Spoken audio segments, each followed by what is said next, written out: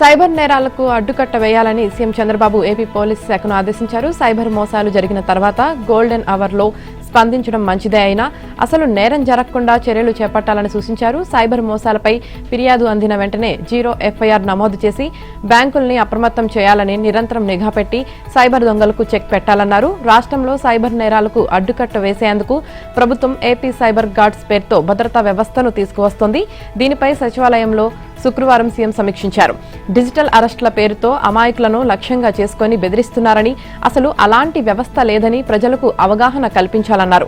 అలాంటి phone calls చేసేవారు దేశంలో ఎక్కడున్నా పట్టుకొచ్చి జైలుకు పంపాలని, అప్పుడే ఏపీలో నేరాలు చేయాలంటే భయపడతారన్నారు. ఏపీ ప్రజలు పొదుపును సైబర్ దొంగలు దోచుకుంటుంటే ఉపేక్షించొద్దని పోలీసులకు సీఎం ఆదేశాలిచ్చారు.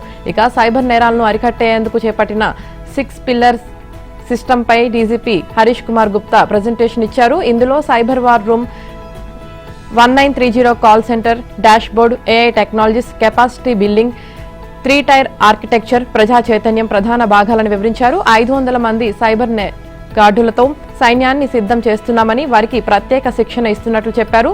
మంగళగిరిలోని ప్రభలా టెక్ పార్క్ లో రాష్ట్ర స్థాయి సైబర్ వార్ రూమ్ ఏర్పాటు చేస్తున్నామని, ఇందులో 11 విభాగాలు పనిచేస్తున్నాయన్నారు. రాబోయే నెల రోజుల్లో ఆధునిక సదుపాయాలతో అందుబాటులోకి వస్తాయని తెలిపారు.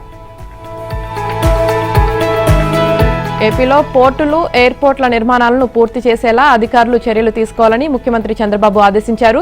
ఇన్ఫ్రా ప్రాజెక్టుల పూర్తికి కాల పరిమితిని నిర్దేశించుకుని పనిచేయాలని స్పష్టం చేశారు. రాష్ట్ర సచివాలయంలో పెట్టుబడులు, మౌలిక సదుపాయాల కల్పన, ఆర్టీసీపై ముఖ్యమంత్రి సమీక్షించారు.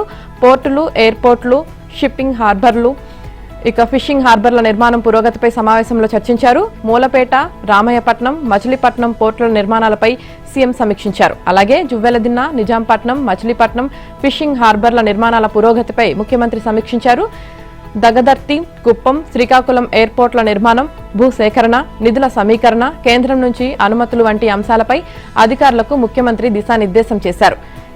ఈవీ బస్సుల కొనుగోళ్లపై అధికారులతో చర్చించారు. ఇక ఇరిగేషన్ ప్రాజెక్టుల నిర్మాణానికి సంబంధించి ప్రారంభోత్సవాల తేదీని ప్రకటించామని, రాష్ట్రంలో పెద్ద పరిశ్రమలను కూడా 18 నెలల్లో గ్రౌండ్ చేసి ఉత్పత్తి మొదలు పెట్టాలని చెబుతున్నామని, ఇదే తరహాలో ఇన్ఫ్రా ప్రాజెక్టులను పూర్తి చేయాలని, ప్రస్తుతం వివిధ దశల్లో ఉన్న పోర్టులు, ఎయిర్పోర్ట్లు, ఫిషింగ్ హార్బర్ల నిర్మాణాలను త్వరితగతిన పూర్తి చేసేలా చర్యలు తీసుకోవాలని సీఎం చెప్పారు.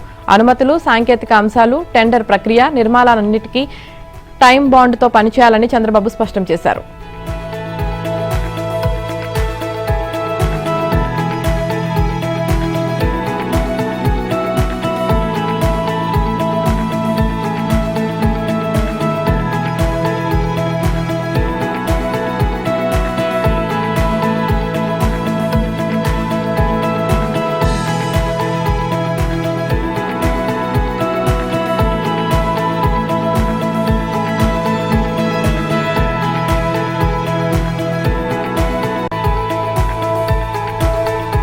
ఏపీలో గ్రీన్ ఎనర్జీ కారిడార్ ఏర్పాటు చేసి ఆ మేరకు విద్యుత్ నెట్వర్క్ ను మరింత బలోపేతం చేసే దిశగా రాష్ట్ర ప్రభుత్వం చర్యలు తీసుకుంటోంది. 18 గిగావాట్ల గ్రీన్ ఎనర్జీని ప్రధాన గ్రిడ్ కు అనుసంధానించేందుకు గ్రీన్ ఎనర్జీ కారిడార్ 3లో భాగంగా సుమారు 22,000 కోట్లతో ప్రతిపాదనలు సిద్ధం చేసింది. సీఎం చంద్రబాబు అధ్యక్షతన విద్యుత్ శాఖ సమీక్ష సమావేశం జరిగింది. ఈ సమావేశంలో గ్రీన్ ఎనర్జీ కారిడార్ అంశం సహా విద్యుత్ సరఫరా పరిస్థితి, వచ్చే 6 నెలల ప్రణాళిక, PM Surya Ghar, PM Kusum, PM ఈ డ్రైవ్ పథకాల పురోగతి, ఏపీ ఐఈసీ పాలసీ కింద ఆమోదించిన వివిధ ప్రాజెక్టుల పరిస్థితి తదితర అంశాలపై చర్చించారు. ఇక గ్రీన్ ఎనర్జీ కారిడార్ ఫేజ్ 3 కింద సోలార్ ద్వారా ఉత్పత్తి అయ్యే 11 గిగావాట్ల విద్యుత్ను, అలాగే పంపుడు స్టోరేజీ ప్రాజెక్టుల ద్వారా ఉత్పత్తి అయ్యే సుమారు 7 గిగావాట్ల విద్యుత్ను ప్రధాన గ్రిడ్ కు అనుసంధానించేలా చర్యలు తీసుకుంటున్నట్లు అధికారులు సీఎంకి వివరించారు. ఇక ఈ మేరకు 2261 కిలోమీటర్ల మేర కొత్త ట్రాన్స్మిషన్ లైన్లు వేయనున్నట్లు వెల్లడించారు. ఈ కారిడార్లో భాగంగా 9500 మెగావాట్ల సామర్థ్యంతో 5 భారీ పూలింగ్ స్టేషన్లను నిర్మించేలా ప్రణాళికలు సిద్ధం చేసినట్లు అధికారులు చెప్పారు. ముదిగుబ్బ, తలుపుల, రామయ్యపట్నం, పోరుమామిళ్ల, కొప్పాక ప్రాంతాల్లో పూలింగ్ స్టేషన్లు నిర్మించనున్నట్లు చెప్పారు. ఇక ఈ సందర్భంగా సీఎం మాట్లాడుతూ పీఎం సూర్యఘర్ పథకం అమల్లో ఏపీ 4వ స్థానంలో ఉందని, అగ్రస్థానంలో ఉండేలా అధికారులు చర్యలు తీసుకోవాలని సూచించారు. గ్రీన్ ఎనర్జీలో 160 గిగావాట్ల ఉత్పత్తికి లక్ష్యం నిర్దేశించుకున్నామని, దానికి అనుగుణంగా నెట్వర్క్ ను కూడా అభివృద్ధి చేసుకోవాలని సూచించారు. ఏపీ గ్రీన్ ఎనర్జీ కారిడార్ పూర్తయితే రాష్ట్రంలో డేటా సెంటర్లకు అవసరమైన విద్యుత్ను సరఫరా చేసేందుకు ఈ నెట్వర్క్ బాగా ఉపకరిస్తుందని అభిప్రాయపడ్డారు. ఇక విద్యుత్ మౌలిక సదుపాయాలు పెరిగితే ఆయా రంగాల్లో పెట్టుబడులు కూడా పెద్ద ఎత్తున వస్తాయని సీఎం వ్యాఖ్యానించారు. పీఎం సూర్యఘర్, పీఎం కుసుమ్ వంటి పథకాల అమలుపై సీఎం అధికారులతో చర్చించారు. రాష్ట్ర వ్యాప్తంగా 200 మెగావాట్ల సామర్థ్యంతో ప్రభుత్వ భవనాల సోలరైజేషన్ ప్రక్రియను మొదలుపెట్టినట్లు అధికారులు సీఎంకి తెలిపారు. దీనిలో రెస్కో మోడల్ అనుసరిస్తున్నామన్నారు. నెట్ మీటరింగ్ విధానంలో సోలార్ ప్యానెల్స్ ఏర్పాటు చేయనున్నట్లు అధికారులు తెలిపారు. ఇక పైలట్ ప్రాజెక్ట్ కింద చిత్తూరు జిల్లాలోని 78 గురుకుల పాఠశాలలు, వసతి గృహాలను ఎంపిక చేసినట్లు చెప్పారు. లిక్కర్ స్కామ్ దర్యాప్తులో భాగంగా సిట్ అధికారులు జగన్ వ్యక్తిగత సహాయకుడు కె నాగేశ్వర్ రెడ్డిని గురువారాల్లో విచారించారు. ఈ వార్త ప్రచురించిన జగన్ పత్రిక కేఎన్ఆర్ ను జగన్ కు పీఏగా కాకుండా పొలిటికల్ అసిస్టెంట్ పీఏగా అభివర్ణించింది. కేఎన్ఆర్ అడ్డంగా దొరికిపోవడంతో అతడికి జగన్ తో సంబంధాలు లేవని కప్పిపుచ్చేందుకు జే మీడియా పురిటి నొప్పులు పడుతోంది. జగన్ కు కేఎన్ఆర్ పీఏ అన్న విషయం వైసీపీలో చాలా మందికి తెలుసు. అయినా ఆ విషయాన్ని దాచేందుకు జగన్ మీడియా నానా పాట్లు పడుతోంది. లిక్కర్ స్కామ్ అంతా కూటమి ప్రభుత్వం కుట్ర అంటూ వాపోయిన జగన్ మీడియా కేఎన్ఆర్ ను మాత్రం అసలు పీఏనే కాదని తేల్చేసింది. ఈ వార్త చూసి వైసీపీ కూలి మీడియా సైతం ఇది పద్ధతి కాదంటూ వ్యతిరేకించింది. జగన్ పర్యటనల వివరాలు వారం రోజుల క్రితం వరకు ఆయా జిల్లాల నేతలకు ఆయన పీఏ కేఎన్ఆర్ పేరిట విడుదలయ్యాయని వెల్లడించింది.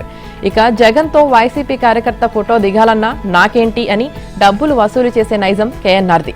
ఇంకా జగన్ అపాయింట్మెంట్ కు 5 లక్షలు, ఎన్నికల్లో టికెట్ కోసం 5 కోట్లు వసూలు చేశారంటూ వైసీపీలోని కొన్ని వర్గాలు ఆగ్రహం వ్యక్తం చేస్తున్నాయి.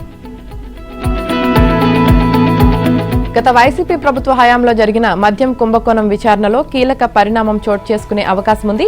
వైసీపీలో రాజకీయ వ్యవహారాలు చూసే సజ్జల రామకృష్ణారెడ్డిని సిట్ అధికారులు విచారించే అవకాశం ఉన్నట్లు తెలిసింది. దర్యాప్తులో భాగంగా ఇటీవల లభించిన ఆధారాలతో ఆయనకు 1-2 రోజుల్లో నోటీసులు ఇవ్వనున్నట్లు సమాచారం. ఇక సోమవారం తర్వాత ఆయనను విచారణకు పిలిచే అవకాశం ఉన్నట్లు తెలుస్తుంది. లిక్కర్ కేసులో ఇప్పటికే పలువురు వైసీపీ నేతలు, కీలక వ్యక్తులను సిట్ విచారించిన సంగతి తెలిసిందే. వైసీపీ పార్లమెంటరీ పార్టీ నేత మిథున్ రెడ్డి, వైసీపీ ప్రధాన కార్యదర్శి చెవిరెడ్డి భాస్కర్ రెడ్డితో పాటు జగన్ ఓఎస్డీ కృష్ణమోహన్ రెడ్డి తదితరులను అరెస్టు చేసింది. తాజాగా జగన్ పీఏ కేఎన్ఆర్ ను సిట్ అధికారులు విచారించారు. ఈ నేపథ్యంలో సజ్జలకు నోటీసులు ఇవ్వనున్నట్లు తెలుస్తోంది. వైసీపీ అధినేత వైఎస్ జగన్ పై మంత్రి కొల్లు రవీంద్ర తీవ్ర వ్యాఖ్యలు చేశారు. జగన్ లో రోజురోజుకు పైశాచికత్వం పెరుగుతుందని ఆగ్రహం వ్యక్తం చేశారు. టీడీపీ మహానాడు విజయవంతాన్ని చూసి జగన్ ఓర్చుకోలేకపోతున్నారని, తన పార్టీ నాయకులతో తప్పుడు మాటలు మాట్లాడిస్తున్నారని మండిపడ్డారు. క్రిమినల్ మైండ్ సెట్ కలిగిన వ్యక్తి జగన్ అని, మహిళల పట్ల ఏమాత్రం గౌరవం లేదని విమర్శించారు. సొంత తల్లి, చెల్లినే ఇంటి నుంచి బయటకు పంపేసి క్షోభ పెట్టిన వ్యక్తి జగన్ అని దుయ్యబట్టారు. ఇక మహానాడు సక్సెస్ పై మాట్లాడుతూ హైబ్రిడ్ విధానంలో నిర్వహించిన మహానాడు సరికొత్త రికార్డు సృష్టించిందని, రాష్ట్రంలోని 1875 క్లస్టర్లలో 21 దేశాల నుంచి 24 లక్షల మంది వర్చువల్ గా వీక్షించారని తెలిపారు. చట్టసభల్లో మహిళలకు 33% రిజర్వేషన్లు కల్పించాలని మహానాడులో తీర్మానం చేస్తే దాని గురించి జగన్ మాట్లాడరని ఎద్దేవా చేశారు. సీఎం పదవి నుంచి దిగిపోయిన మొదటి రోజు నుంచే జగన్ రెడ్డి రాష్ట్రంలో అశాంతి, అనిశ్చితి సృష్టించాలని కుట్రలు పన్నుతున్నారని, మళ్లీ ఎప్పుడు అధికారంలోకి వచ్చి దోపిడీలు చేయాలా అనే ఆలోచనతోనే జగన్ బతుకుతున్నారంటూ టీడీపీ ఎమ్మెల్సీ భూమిరెడ్డి రామ్ గోపాల్ రెడ్డి విమర్శించారు. 16,347 మంది ఉపాధ్యాయుల నియామకాలు పూర్తయి అందరూ ఉద్యోగాలు చేసుకుంటుంటే జగన్ కి ఇప్పుడు డిఎస్సీలో అక్రమాలు జరిగాయని గుర్తుకు రావడం విడ్డూరంగా ఉందని రామ్ భూపాల్ రెడ్డి ఆగ్రహం వ్యక్తం చేశారు. కేవలం కుట్రపూరిత ఆలోచనతోనే జగన్ ఈ ఆరోపణలు చేస్తున్నారని, జగన్ రెడ్డి తండ్రి వైఎస్ఆర్ సీఎంగా ఉన్న సమయంలో 2006లో డిఎస్సీ నిర్వహించారని, జిల్లా సెలక్షన్ కమిటీ ద్వారా నియామక ప్రక్రియ జరిగితే ఆ సమయంలో వైఎస్ఆర్ బంధువులు ఒక్కో ఉద్యోగానికి 10 లక్షల చొప్పున వసూలు చేసి ఏకంగా ఓఎంఆర్ షీట్లనే దిద్దేశారని ఎమ్మెల్సీ భూమిరెడ్డి ఆరోపించారు. ఇక జగన్ హయాంలో నిర్వహించిన గ్రూప్ 1 పరీక్షల్లోనూ ఎన్నో అక్రమాలు చోటు చేసుకున్నాయని, జగన్ హయాంలోనే కడప జిల్లా పరిషత్తులో కారుణ్య నియామకాల్లోనూ దారుణమైన స్కామ్ కు తెరదీశారని, విచారణలో ఇవన్నీ తేలడంతో 3 రోజుల క్రితం ఆ ఉద్యోగులందరినీ డిస్మిస్ చేశారన్నారు. డిఎస్సీలో అక్రమాలు జరిగాయని నిరూపించే దమ్ము జగన్ కు ఉంటే నిరూపించాలని భూమిరెడ్డి సవాల్ చేశారు. తెలుగుదేశం పార్టీ ఆవిర్భావం నుంచే మహిళా సాధికారతకు కట్టుబడి పనిచేస్తుందన్నారు. మహిళలకు రాజకీయంగా మరింత ప్రాధాన్యం కల్పించే దిశగా చట్టసభల్లో 33% టికెట్లు కేటాయించాలని మహానాడు వేదికగా తీసుకున్న నిర్ణయం చారిత్రాత్మకమని పేర్కొన్నారు. ఇది ఒక సామాజిక విప్లవమని, రాబోయే రోజుల్లో రాష్ట్ర అభివృద్ధిలో ఇది ఒక బ్లూ ప్రింట్ కాబోతుందని చెప్పారు. ఇక మహిళలను కేవలం ఓటర్లుగానే కాకుండా సమాజ నిర్మాణంలో కీలక భాగస్వాములు, నిర్ణయాధికారులు, న్యాయకత్వ శక్తిగా తీర్చిదిద్దాలని సంకల్పంతో టీడీపీ పనిచేస్తుందని కూటమి ప్రభుత్వం మహిళా పక్షపాతిగా మంత్రి తెలిపారు. ఇక మహిళా రిజర్వేషన్ల బిల్లుతో సంబంధం లేకుండా రాబోయే ఎన్నికల్లో టీడీపీ తరపున కేటాయించే సీట్లలో 33% మహిళలకే ఇస్తామని సీఎం చంద్రబాబు ప్రకటించడం చారిత్రాత్మకమన్నారు. ఈ నిర్ణయం మహిళా రాజకీయ సాధికారతకు కొత్త దిశను నిర్దేశించిందని మంత్రి అనిత తెలిపారు. వెలిగొండ పోలవరం ఎడమ ప్రధాన కాలువను త్వరితగతిన పూర్తి చేసేలా కార్యాచరణను అమలు చేయాలని సంబంధిత ఇంజనీరింగ్ అధికారులను మంత్రి నిమ్మల రామానాయుడు ఆదేశించారు. విజయవాడ క్యాంపు కార్యాలయంలో శుక్రవారం పోలవరం, వెలిగొండ ప్రాజెక్టులపై ఇంజనీరింగ్ అధికారులతో మంత్రి వీడియో కాన్ఫరెన్స్ నిర్వహించారు. సమావేశంలో జలవనరుల శాఖ special chief secretary Shashibhushan Kumar, సలహాదారు ఎం వెంకటేశ్వరరావు, ఈఎన్సీ నరసింహమూర్తి తదితరులు పాల్గొన్నారు. వెలిగొండ హెడ్ రెగ్యులేటర్ల రిటైనింగ్ వాల్, వింగ్స్, రిటర్న్స్ పనులు పూర్తయ్యాయని అధికారులు వివరించారు. ఇక అప్రోచ్ ఛానల్తో పాటు టన్నెల్ 1 మడ్ తొలగింపు పనులు జరుగుతున్నాయన్నారు. టన్నెల్ 2లో సంక్లిష్టమైన బెంచింగ్ పనులు జూన్ 10 నాటికి పూర్తి కావాలని మంత్రి ఆదేశించారు. మిగిలిన 1.7 కిలోమీటర్ల లైనింగ్ పనులు జూలై చివరి నాటికి పూర్తి చేయాలన్నారు. పోలవరం ఎడమ కాలువ పనుల్లో భాగంగా జాతీయ రహదారుల క్రాసింగ్స్ దగ్గర వంతెనల నిర్మాణ పనుల వేగవంతం చేయాలని మంత్రి ఆదేశించారు. ఇక ఆగస్టులో కాలువను సీఎం చంద్రబాబు ప్రారంభించడానికి అనువుగా అనకాపల్లి వరకు పనులు పూర్తి చేయాలన్నారు. హైదరాబాద్ గండిపేటలో 1000 కోట్ల విలువైన భూములను కాజేసేందుకు వేసిన స్కెచ్ను తెలంగాణ పోలీసులు ఛేదించారు. స్థానిక ఎంఆర్ఓ అప్రమత్తమై సైబరాబాద్ పోలీసులకు ఫిర్యాదు చేయడంతో మొత్తం వ్యవహారం వెలుగులోకి వచ్చింది. 3 అరెస్టు కాగా వినుకొండ మాజీ ఎమ్మెల్యే బ్రహ్మనాయుడు సహా 4 పరారీలో ఉన్నారు. సంచలన భూ కుంభకోణంపై శేర్లింగంపల్లి డీసీపీ చింతమనేని శ్రీనివాస్ ఈ కేసు వివరాలు వెల్లడించారు. ఇక గండిపేట రెవెన్యూ పరిధిలోని సర్వే 18లో మొత్తం 104.25 ఎకరాలు ఉండగా అందులో సుమారు 9.28 ఎకరాలకు గండిపేటకు చెందిన 5 తమకు క్రమబద్ధీకరించారంటూ నకిలీ జీవోలు సృష్టించి వాటిని సోషల్ మీడియా, వాట్సాప్ గ్రూపుల్లో ప్రచారం చేసుకున్నారు. ప్రభుత్వ భూమిని సొమ్ము చేసుకునే కార్యక్రమానికి శ్రీకారం చుట్టారు. దీనిపై గండిపేట తహసీల్దార్ ఇచ్చిన ఫిర్యాదు మేరకు నార్సింగి పోలీసులు, సైబర్ క్రైమ్, సైబరాబాద్ ఆర్థిక నేరాల విభాగం, ఈఓడబ్ల్యూ పోలీసులు సంయుక్తంగా దర్యాప్తు జరిపారు. ఇక ప్రభుత్వ పోరంబోకు భూమిని ప్రైవేటు వ్యక్తుల పేరిట క్రమబద్ధీకరించినట్లు నకిలీ జీవోలు సృష్టించి వాట్సాప్ గ్రూపులు, సోషల్ మీడియా వేదికల ద్వారా ప్రచారం చేస్తుండటంతో గండిపేట మండల తహసీల్దార్ శ్రీనివాస్ రెడ్డి ఈ నెల 23న నార్సింగి పోలీసులకు ఫిర్యాదు చేశారు. కోర్టు నుంచి సెర్చ్ వారెంట్ పొందిన పోలీసులు గండిపేట గ్రామానికి చెందిన నిమ్మల వేణుగోపాల్, నిమ్మల రామస్వామి, నిమ్మల రాజేష్ ఇళ్లలో సోదాలు నిర్వహించారు.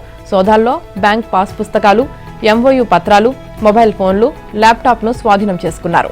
ఇక ఎలాంటి చట్టబద్ధ హక్కులు లేకపోయినా బొల్లా రమేష్, వైసీపీ మాజీ ఎమ్మెల్యే బ్రహ్మనాయుడులతో కలిసి ఈ భూమిని విక్రయించేందుకు నిమ్మల కుటుంబ సభ్యులు కుట్ర పన్నినట్లు పోలీసులు గుర్తించారు.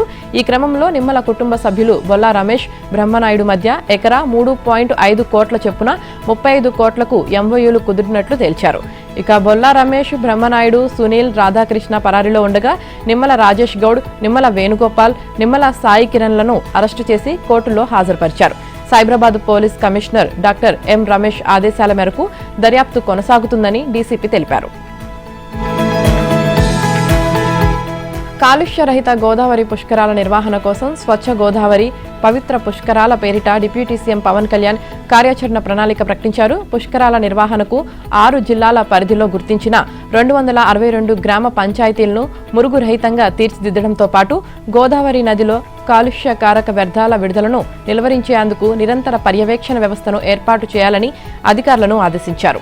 ఇక గ్రామాలు, పట్టణాల్లో మురుగు నిర్వహణతో పాటు పారిశ్రామిక కాలుష్య పర్యవేక్షణకు ఆర్టీజీఎస్ తరహా కంట్రోల్ రూమ్ ఏర్పాటు చేసి నిరంతర ప్రత్యేక పర్యవేక్షణ వ్యవస్థను ఏర్పాటు చేయాలని సూచించారు. కంట్రోల్ రూముల్లో ప్రాంతాల వారీగా స్క్రీన్లు ఏర్పాటు చేసి వాటిని సీసీ కెమెరాలకు అనుసంధానించాలని ఆదేశించారు. దీని పర్యవేక్షణ బాధ్యతను ప్రధాన నదుల కాలుష్య నివారణకు ఏర్పాటు చేసిన అత్యున్నత స్థాయి టాస్క్ ఫోర్స్ కు అప్పగిస్తున్నట్లు వెల్లడించారు. ఇక ఇందుకు అవసరమైతే వీబీజీ రామ్జీ స్వచ్ఛాంధ్ర కాలుష్య నియంత్రణ మండలి నిధులను కూడా వినియోగించుకొని పుష్కరాల నాటికి 262 గ్రామాలను మురుగు విడుదల రహిత పంచాయతీలుగా తీర్చిదిద్దాలన్నారు. 6 జిల్లాల పరిధిలోని కొన్ని మున్సిపల్ పట్టణాల నుంచి రోజుకు 104 మిలియన్ల లీటర్లు, గ్రామీణ ప్రాంతాల నుంచి 8.38 మిలియన్ల లీటర్ల మురుగు, ఆంధ్ర పేపర్ మిల్స్ నుంచి రోజుకు 32 మిలియన్ లీటర్ల వ్యర్థాలు, కోనసీమ పశ్చిమ గోదావరి జిల్లాల నుంచి 13.24 మిలియన్ లీటర్ల ఆక్వా కాలుష్యం గోదావరిలో కలుస్తుందని అధికారులు వివరించారు. గృహ వినియోగ మురుగునీటి నిర్వహణకు వీబీజీ రామ్జీ పథకం కింద మ్యాజిక్ డ్రైన్లు నిర్మాణం చేపట్టాలని పవన్ సూచించారు. కొంతమంది ఎమ్మెల్యేలు తమ నియోజకవర్గాలకు జమీందారుల లెక్క వ్యవహరిస్తున్నారని సీఎం రేవంత్ రెడ్డి అన్నారు. కాంగ్రెస్ పార్టీ ప్రతిపక్షంలో ఉన్నప్పుడు పార్టీ కార్యకర్తలు సోషల్ మీడియాలో వారియర్ల లెక్క పనిచేశారని గుర్తు చేశారు. ఇప్పుడు ఆ కార్యకర్తలను ఎమ్మెల్యేలు కొందరు తమ వ్యక్తిగత ప్రచారానికే పరిమితం చేస్తున్నారని తప్పుబట్టారు. ఎమ్మెల్యే కూర్చుంటే, నిలబడితే, టెంకాయ కొడితే ఫోటోలు తీసి సోషల్ మీడియాలో ప్రచారం చేయడానికే కార్యకర్తలను పరిమితం చేస్తున్నారని చెప్పారు. వారిని ప్రభుత్వ పార్టీ కార్యక్రమాలను ప్రచారం చేయనివ్వడం లేదని కుండబద్దలు కొట్టారు. ఇక Rahul Gandhi TPCC chief CM ఇచ్చిన సందేశాలను సోషల్ మీడియాలో ప్రచారం చేస్తున్న కార్యకర్తలను ఆ ఎమ్మెల్యేలు పట్టించుకోవట్లేదని, ఆయా ఎమ్మెల్యేల వ్యక్తిగత కార్యక్రమాలను ప్రచారం చేస్తున్న వారికే ప్రాధాన్యం ఇస్తున్నట్లుగా తనకు సమాచారం ఉందని తెలిపారు. సహజంగా ఎమ్మెల్యేలతోనే కార్యకర్తలకు పనులు ఉంటాయి కాబట్టి ప్రభుత్వ పార్టీ కార్యక్రమాలను సోషల్ మీడియాలో ప్రచారం చేయడానికి వారు ఆసక్తి చూపట్లేదని సీఎం అసహనం వ్యక్తం చేశారు. ఆయా ఎమ్మెల్యేలు ఈ తీరు మార్చుకోవాలని, ప్రభుత్వ పార్టీ కార్యక్రమాలకు సోషల్ మీడియాలో కార్యకర్తలతో విస్తృతంగా ప్రచారం చేయించాలని స్పష్టం చేశారు. ఎమ్మెల్యేలకు సోషల్ మీడియాను ఎలా వినియోగించుకోవాలో శిక్షణ ఇవ్వాల్సిన అవసరం ఉందని రేవంత్ తెలిపారు. గాంధీభవన్లో శుక్రవారం జరిగిన టీపీసీసీ రాజకీయ వ్యవహారాల పీఏసీ సలహా కమిటీల ఉమ్మడి సమావేశంలో పార్టీ సోషల్ మీడియా ఎన్నికల ముందు పనిచేసినట్లుగా అధికారంలోకి వచ్చాక పనిచేయట్లేదంటూ పలువురు సభ్యులు ఫిర్యాదు చేయగా ముఖ్యమంత్రి స్పందిస్తూ ఎమ్మెల్యేలకు చురుకలు అంటించారు. ఎన్నికల కమిషన్ జూన్ నెలలో తెలంగాణలో ఓటరు జాబితా ప్రత్యేక సమగ్ర సవరణ సర్ కార్యక్రమం చేపట్టనున్న నేపథ్యంలో తీసుకోవాల్సిన కార్యాచరణపైన చర్చించేందుకు జరిగిన ఈ సమావేశంలో సీఎం రేవంత్ రెడ్డితో పాటుగా పార్టీ రాష్ట్ర వ్యవహారాల incharge Meenakshi Natarajan, TPCC chief Mahesh Kumar Goud, మంత్రులు, 2 కమిటీల సభ్యులు పాల్గొన్నారు. రోహిణి కార్త ప్రవేశించడంతో రాష్ట్రంలో భానుడు తన ప్రతాపాన్ని చూపిస్తున్నాడు. రోజురోజుకు పెరుగుతున్న ఎండలు, తీవ్ర వడగాల్పుల ధాటికి జనం విలువెలలాడిపోతున్నారు. శుక్రవారం కొమరంభీం ఆసిఫాబాద్ జిల్లా దహేగాంలో అత్యధికంగా 46.3, మంచిర్యాల జిల్లా బెల్లంపల్లిలో 46.2 డిగ్రీల ఉష్ణోగ్రతలు నమోదయ్యాయి. ఉమ్మడి ఖమ్మం, కరీంనగర్, ఆదిలాబాద్, నిజామాబాద్ జిల్లాలో ఎండ తీవ్రత మునుపెన్నడూ లేని విధంగా ఉండడంతో పగటిపూట ప్రజలు బయటికి రావడానికి జంకుతున్నారు. రాష్ట్ర వ్యాప్తంగా వడదెబ్బ ప్రభావంతో వేర్వేరు ప్రాంతాల్లో 13 మంది ప్రాణాలు కోల్పోయారు. పెద్దపల్లి జిల్లా రామగుండంలో 46.2 డిగ్రీలు, ఓదెలలో 46.1 డిగ్రీల ఉష్ణోగ్రత నమోదైంది. ఇక ఉమ్మడి ఖమ్మం జిల్లాలో గురువారం రాత్రి వీచిన గాలి దుమారానికి అక్కడక్కడ చిరుజల్లులు పట్టడంతో కాస్త ఉపశమనం లభించిందని అంతా భావించారు. శుక్రవారం వడగాలుల తీవ్రత కాస్త తగ్గినా ఎండ మాత్రం బాబోయ్ అనిపించింది. ఖమ్మం జిల్లాలో 42, భద్రాద్రి కొత్తగూడెంలో 41.6 డిగ్రీల సగటు ఉష్ణోగ్రతలు నమోదయ్యాయి. వ్యవసాయానికి 24 గంటల విద్యుత్కు కోత పెట్టేందుకే రేవంత్ రెడ్డి సర్కార్ రైతు డిస్కం పేరిట నాటకాలు ఆడుతుందని, వారి అసలు కుట్ర రైతులకు నష్టం కలిగించడమేనని బీఆర్ఎస్ శాసనసభ పక్ష ఉపనేత హరీష్ రావు అన్నారు. రైతులకు 24 గంటల కరెంటు అవసరం లేదని, 3 గంటలు చాలని ఈఆర్సీ ముందు కాంగ్రెస్ నేత, రైతు కమిషన్ చైర్మన్ కోదండరెడ్డి చేసిన వ్యాఖ్యలపై హరీష్ రావు మండిపడ్డారు. ప్రభుత్వ రైతు వ్యతిరేక ముఖాన్ని ఈ వ్యాఖ్యలు బట్టబయలు చేశాయని ఆగ్రహం వ్యక్తం చేశారు. ఇక అమెరికా వేదికగా రేవంత్ రెడ్డి చెప్పిన మాటలను ఇప్పుడు అమలు చేసే దిశగా కుట్రలు జరుగుతున్నాయని హరీష్ రావు ఒక ప్రకటనలో పేర్కొన్నారు. ఇక బీఆర్ఎస్ హయాంలో 24 గంటల నాణ్యమైన ఉచిత విద్యుత్ ఇచ్చి తెలంగాణ వ్యవసాయాన్ని దేశానికి ఆదర్శవంతంగా నిలబెడితే కాంగ్రెస్ అదే రైతును మళ్లీ చీకట్లోకి నెట్టే ప్రయత్నం చేస్తుందని ఆరోపించారు. రైతు వ్యతిరేక కాంగ్రెస్ ప్రభుత్వానికి తగిన గుణపాఠం చెప్పే రోజు దగ్గరలోనే ఉందని హెచ్చరించారు. ధాన్యం కొనుగోలు లక్ష్యాన్ని 90 లక్షల మెట్రిక్ టన్నుల నుంచి 75 లక్షల మెట్రిక్ టన్నులకు తగ్గించడం దుర్మార్గమని మండిపడ్డారు. ధాన్యం కొనుగోళ్లపై రాష్ట్ర మంత్రులు తప్పుడు లెక్కలు చెబుతున్నారని బీజేపీ శాసనసభ పక్ష నేత ఏలేటి మహేశ్వర్ రెడ్డి ఆరోపించారు. వాస్తవ గణాంకాలు తమ వద్ద ఉన్నాయని, వీటిపై బహిరంగ చర్చకు సిద్ధమని ప్రకటించారు. బీజేపీ రాష్ట్ర కార్యాలయంలో ఆయన మాట్లాడారు. రైతుల పంటలో చివరి గింజ వరకు కొనుగోలు చేస్తామని గత ఎన్నికల్లో హామీ ఇచ్చిన కాంగ్రెస్ ఇప్పుడు మాట తప్పుతుందని మండిపడ్డారు.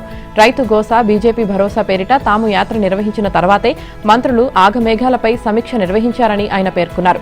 ఈ సమీక్ష ముందుగానే ఎందుకు నిర్వహించలేదని ఆయన ప్రశ్నించారు. రైతుల గోసను ఎందుకు పట్టించుకోలేదని మహేశ్వర్ రెడ్డి మంత్రులను ప్రశ్నించారు.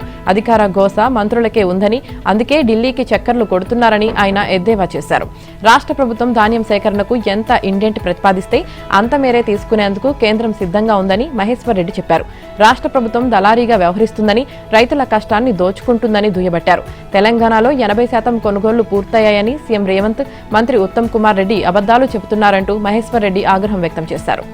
కొనుగోళ్ల సమస్య లేకపోతే ఇసుక, సిమెంట్ లారీలను, ట్రాక్టర్లను ఆపేసి ధాన్యం తరలించాలని రాత్రికి రాత్రే సమీక్షా సమావేశాలు ఎందుకు నిర్వహిస్తున్నారని మహేశ్వర్ రెడ్డి నిలదీశారు. మంత్రులు తుమ్మల, బట్టి, పొన్నంలు అవగాహన లేకుండా మాట్లాడుతున్నారని, తుమ్మల గన్ని బ్యాగుల కొరతకు బంగ్లాదేశ్ యుద్ధానికి ముడిపెట్టడం హాస్యాస్పదమన్నారు. మిస్ ఆసియా ఇంటర్నేషనల్ మరియు Telangana handlooms brand ambassador Rashmi ఠాకూర్కు శంషాబాద్ ఎయిర్పోర్ట్లో ఘనంగా స్వాగతం లభించింది. ఫ్రాన్స్లో జరిగిన ప్రతిష్టాత్మక 79వ కేన్స్ ఫిలిం ఫెస్టివల్లో ప్రపంచ వేదికపై తొలిసారిగా పోచంపల్లి ఇక్కత్ హ్యాండ్లూమ్ను ప్రదర్శించి చరిత్ర సృష్టించింది. అనంతరం భారత్కు చేరుకున్నారు. శంషాబాద్ ఎయిర్పోర్ట్కు చేరుకున్న ఆమెకు Pochampally handlooms tie and dyes silk saris manufacturers trust మరియు Pochampally production handlooms and handicraft producers company limited ఆధ్వర్యంలో ఘన స్వాగతం పలికారు. ఇక తెలంగాణకు చెందిన 200 ఏళ్ల పోచంపల్లి వారసత్వాన్ని ప్రపంచ వేదికపై నిలబెట్టిన రష్మి ఠాకూర్ను అభినందించేందుకు సుమారు 30 మంది నేతన్నలు, కళాకారులు, హ్యాండ్లూమ్ ప్రతినిధులు శంషాబాద్ ఎయిర్పోర్ట్కు వచ్చారు. రష్మి ఠాకూర్ మాట్లాడుతూ ఈ స్వాగతం పోచంపల్లి ప్రతి నేతన్నకు చెందిందని చెప్పారు. తరతరాలుగా ఈ కళను కాపాడిన వారి కృషికి ఇది గుర్తింపు అని, కేన్స్ వేదికపై తెలంగాణ మరియు హ్యాండ్లూమ్స్ను ప్రాతినిధ్యం వహించడం తన వ్యక్తిగత విజయమే కాకుండా మన నేతన్నలందరిది గర్వకారణంగా రష్మి ఠాకూర్ వ్యాఖ్యానించారు. ప్రత్యేక తెలంగాణ రాష్ట్రం ఏర్పడితే తెలంగాణ రాష్ట్ర యువతకు, అన్ని వర్గాల ప్రజలకు మేలు జరుగుతుందని ప్రాణత్యాగం చేసిన శ్రీకాంత్ చారి తల్లిని, చాకలి ఐలమ్మ మనవరాలు శ్వేతను మహిళా కమిషన్ సభ్యురాలుగా నియమించడం గర్వంగా ఉందని తెలంగాణ రాష్ట్ర సాంఘిక సంక్షేమ శాఖ మంత్రి అడ్లూరి లక్ష్మణ్ అన్నారు. యాదాద్రి భువనగిరి జిల్లా మోత్కూర్ మండల కేంద్రంలో ఏర్పాటు చేసిన తెలంగాణ రాష్ట్ర మహిళా కమిషన్ సభ్యులు కాసోజు శంకరమ్మ, చిట్యాల శ్వేతల ఆత్మీయ సమ్మేళనానికి ముఖ్య అతిథిగా అడ్లూరి లక్ష్మణ్ కుమార్, తుంగతుర్తి ఎమ్మెల్యే మందుల సామ్యలతో కలిసి పాల్గొని ఘనంగా సన్మానించారు. ఇక ఆ రోజు తెలంగాణ కోసం ప్రాణాలర్పించిన ఉద్యమకారులకు, కవులు, కళాకారులతో పాటు ఉద్యమకారుల కుటుంబాలను ఆదుకుంటామని ఇచ్చిన మాట ప్రకారం ఇవాళ మహిళా కమిషన్ సభ్యులుగా ఎన్నుకోవడం గర్వంగా ఉందని మంత్రి తెలిపారు. కర్నూలు జిల్లా ఆదోనిలో పోలీసులు చేపట్టిన వాహన తనిఖీల్లో దొంగలించిన మోటార్ సైకిళ్ల గుట్టు రట్టయింది. Adoni 2 town CI N Rajasekhar Reddy ఆధ్వర్యంలో లక్ష్మమ్మ ఆర్చ్ సమీపంలో నిర్వహించిన తనిఖీల్లో అనుమానాస్పదంగా బైక్పై వెళ్తున్న లతీఫ్ను అదుపులోకి తీసుకుని విచారించారు. ఆదోని 1 టౌన్, 2 టౌన్, 3 టౌన్, తాలూకా పత్తికొండతో పాటు పలు ప్రాంతాల్లో మొత్తం 12 మోటార్ సైకిళ్లను చోరీ చేసినట్లు పోలీసుల విచారణలో లతీఫ్ అంగీకరించాడు. నిందితుడు ఇచ్చిన సమాచారం మేరకు ఆదోని ఆస్పరి నూతన బైపాస్ రోడ్డు సమీపంలోని రహస్య ప్రదేశంలో దాచిన 10 లక్షల విలువైన 12 బైక్లను పోలీసులు స్వాధీనం చేసుకున్నారు. అనంతరం నిందితుడిని అరెస్టు చేసి రిమాండ్కు తరలించగా కేసుపై మరింత దర్యాప్తు కొనసాగుతున్నట్లు సీఐ రాజశేఖర్ రెడ్డి తెలిపారు. ఈ కేసును ఛేదించడంలో ప్రతిభ కనబరిచిన పోలీసు సిబ్బందిని ఆయన అభినందించారు. సత్యవేడులో వరుస చోరీలకు పాల్పడుతున్న నిందితుడిని పోలీసులు అరెస్టు చేశారు. అతడి నుంచి 23 గ్రాముల బంగారం, 30 గ్రాముల వెండి, ఒక ద్విచక్ర వాహనాన్ని స్వాధీనం చేసుకున్నారు. శుక్రవారం సత్యవేడు పోలీస్ స్టేషన్లో ఏర్పాటు చేసిన మీడియా సమావేశంలో ఎస్ఐ సాయినాథ్ చౌదరి నిందితుడిని మీడియా ఎదుట ప్రవేశపెట్టారు. సత్యవేడు మండలం నాయుడుపేట పంచాయతీ గాంధీపురంలో ఈ నెల 17వ తేదీన పట్టపగలే చోరీ జరిగింది. గుడికి వెళ్లి ఇంటికి వచ్చిన హిమయ వర్మ కుటుంబం ఇంట్లో చోరీ జరిగిందని గుర్తించి సత్యవేడు పోలీస్ స్టేషన్లో ఫిర్యాదు చేశారు. మే 18వ తేదీన కేసు నమోదు చేశారు. సిఐ మురళీనాయుడు సూచనతో దర్యాప్తు ప్రారంభించిన పోలీసులు చెన్నై మార్గంలో మే 28వ తేదీన వాహనాలు తనిఖీ చేస్తుండగా అనుమానితుడిని అదుపులోకి తీసుకుని విచారించడంతో అసలు విషయం బయటపడింది. ఈ నేపథ్యంలోనే గాంధీపురం చోరీకి చేసినట్లు విచారణలో తేలడంతో అనుమానితుడిని అరెస్టు చేశారు. నిందితుడు మదనంబేడు గ్రామానికి చెందిన వ్యక్తిగా పోలీసులు చెప్పారు. దేశ వ్యవసాయ రంగానికి కీలకమైన నైరుతి రుతుపవనాల సీజన్పై ఈసారి ఎల్ నినో పిడుగు పడనుంది. ఈ ప్రతికూల వాతావరణ పరిస్థితుల కారణంగా ఈ ఏడాది జూన్ నుంచి సెప్టెంబర్ వరకు 4 నెలల రుతుపవనాలు సీజన్లో సాధారణం కంటే తక్కువ వర్షాలు కురనున్నాయి. దీర్ఘకాల సగటు 87 సెంటీమీటర్లలో 90% మాత్రమే వర్షపాతం నమోదవుతుందని భారత వాతావరణ శాఖ శుక్రవారం విడుదల చేసిన బులెటిన్లో పేర్కొంది. ఇక ఈ మేరకు వచ్చే నైరుతి సీజన్లో దేశంలో 92% వర్షపాతం నమోదవుతుందని ఏప్రిల్లో ఇచ్చిన అంచనా నివేదికను ఐఎండీ సవరించింది. ఈశాన్య భారతం తప్ప దేశంలోని ఎక్కువ ప్రాంతాల్లో సాధారణం కంటే తక్కువ వర్షపాతం నమోదు కానుంది.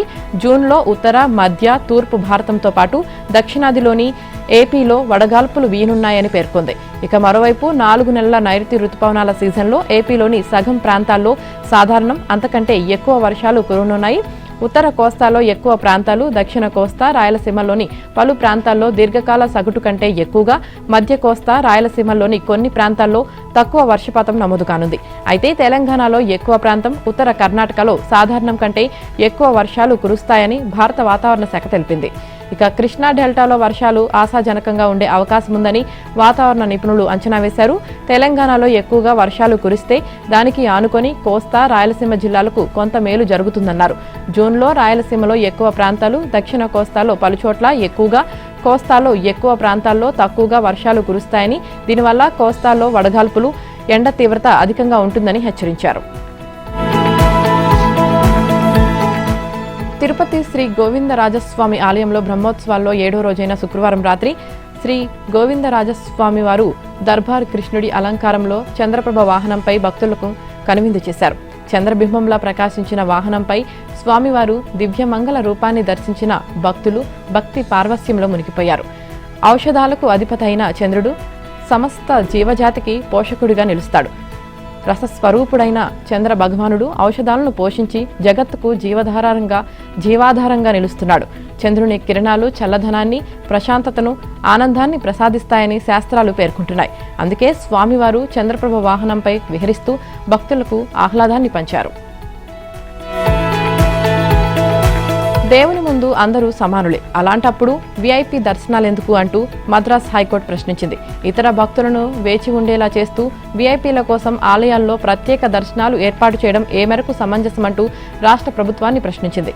వృద్ధులు, దివ్యాంగులు, ఆలయ కళాకారులు, నూతన వధూవరులు, దేశాధినేతలు, రాజ్యాంగబద్ధ అధికారులు, గర్భిణీలు తదితరులకు మినహాయింపునిస్తూ ఆలయాల్లో వీఐపీ ప్రత్యేక దర్శనాలను రద్దు చేయాలని కోరుతూ దాఖలైన పిటిషన్పై శుక్రవారం మద్రాసు హైకోర్టు న్యాయమూర్తులు జస్టిస్ జిఆర్ స్వామినాథన్, జస్టిస్ వి లక్ష్మీనారాయణల ధర్మాసనం విచారణ జరిపింది. మంత్రులు, ఎమ్మెల్యేలు ఎప్పుడు గుడిలోకి వెళితే అప్పుడు వారి కోసం దేవుడు ఎదురు చూస్తూ ఉంటాడని అనుకోవద్దని, మనకు వీఐపీ దర్శనం ఎందుకని హైకోర్టు ప్రశ్నించింది. పిటిషనర్ విహెచ్పి నాయకుడు పి చొక్కలింగం తరపు న్యాయవాది వాదనలు వినిపిస్తూ సనాతన ధర్మం కులం లేదా భౌతిక సంపద ఆధారంగా వివక్ష చూపదని, సనాతన ధర్మం ముందు అంతా సమానులేనని ధర్మాసనం వ్యాఖ్యానించింది. ఐపీఎల్ 19 సీజన్లో గుజరాత్ టైటాన్స్ ఫైనల్కు దూసుకువెళ్లింది. క్వాలిఫైర్ 2లో రాజస్థాన్ రాయల్స్పై 7 వికెట్ల తేడాతో ఘన విజయం సాధించింది. ఈ ఓటమితో రాజస్థాన్ ఇంటిబాట పట్టింది. రేపు అహ్మదాబాద్ వేదికగా ఆర్సీబీ, గుజరాత్ మధ్య ఫైనల్ పోరు జరగనుంది. ఐపీఎల్ ఫైనల్ చేరడం గుజరాత్కు ఇది 3వసారి. తొలుత బ్యాటింగ్ చేసిన రాజస్థాన్ నిర్ణీత 20 ఓవర్లలో 6 వికెట్ల నష్టానికి 214 పరుగులు చేసింది. వైభవ్ సూర్యవంశీ మరోసారి శతకం చేసే అవకాశాన్ని మిస్ చేసుకున్నాడు. అనంతరం ఛేదనలో గుజరాత్ టైటాన్స్ 18.4 ఓవర్లలో 3 వికెట్ల నష్టపోయి 219 పరుగులు సాధించింది. గుజరాత్ బ్యాటర్లలో శుభమన్ గిల్ 104 పరుగులతో సత్తా చాటాడు. సాయి సుదర్శన్ 58 రన్స్తో సాధించాడు. ఇక వీరిద్దరూ గుజరాత్కు చక్కటి ఆరంభాన్ని ఇచ్చారు. వాషింగ్టన్ సుందర్ 16 పరుగులు చేశాడు. బట్లర్ 9, రాహుల్ 17 పరుగులు చేసి నాటౌట్గా నిలిచారు. ఇక రాజస్థాన్ రాయల్స్ బౌలర్లలో జోఫ్రా, నాంద్రే, బ్రిజేష్ శర్మ తలో వికెట్ తీసుకున్నారు. ఇక అంతకుముందు రాజస్థాన్ రాయల్స్ బ్యాటర్లలో వైభవ్ సూర్యవంశీ 96 పరుగుల అద్భుత ఇన్నింగ్స్ ఆడాడు. జడేజా 45 రన్స్తో రాణించాడు. పెరీరా 38 వేగంగా పరుగులు రాబట్టాడు. ఎస్ఎస్వి జస్వాల్ 1, ధ్రువ్ 7, రియాన్ 11 పరుగులతో బ్యాటింగ్లో విఫలమయ్యారు. గుజరాత్ టైటాన్స్ బౌలర్లలో రబాడా, జాసన్ 2, ఇక మహ్మద్ సిరాజ్, ప్రసిద్ధ్ కృష్ణ తలో వికెట్ తీసుకున్నారు.